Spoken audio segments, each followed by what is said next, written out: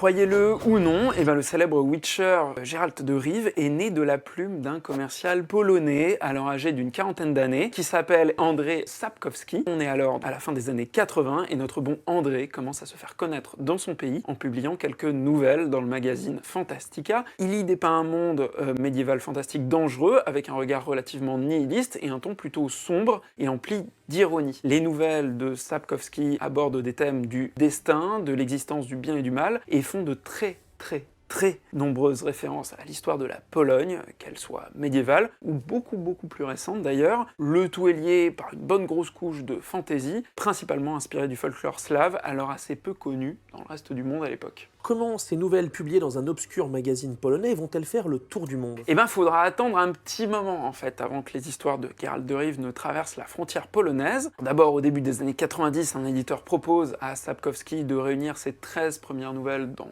2 petits recueils, et ces 2 premiers livres seront des succès d'abord nationaux, qui vont permettre à l'auteur de plancher rapidement sur l'écriture d'une série de romans. Faudra cependant attendre le début des années 2000 pour que ces ouvrages commencent à être traduits dans d'autres langues, et ça, c'est dû à 2 projets d'adaptation de la saga sur d'autres médias. Le premier, vous allez le voir, il est assez peu connu, notamment parce qu'il est plutôt naze. C'est la série The Witcher, donc produite en Pologne au début des années 2000. Le second, c'est une adaptation en jeu vidéo par un éditeur polonais, CD Projekt, qui va acheter les droits des romans à Sapkowski pour, attention, un peu plus de 8 000 €. Autant dire que l'auteur n'avait à cette époque aucune idée que la saga de jeux portée par CD Projekt aurait le succès qu'on lui connaît aujourd'hui, puisque le premier jeu il sort en 2007, année de traduction du premier recueil de nouvelles en langue anglaise. Ce premier jeu il est suivi d'une suite en 2011, puis d'une autre en 2017, The Witcher Wild Hunt, connu comme étant l'un des meilleurs mondes ouverts des années 2010. Le succès de The Witcher est désormais mondial et son influence sur la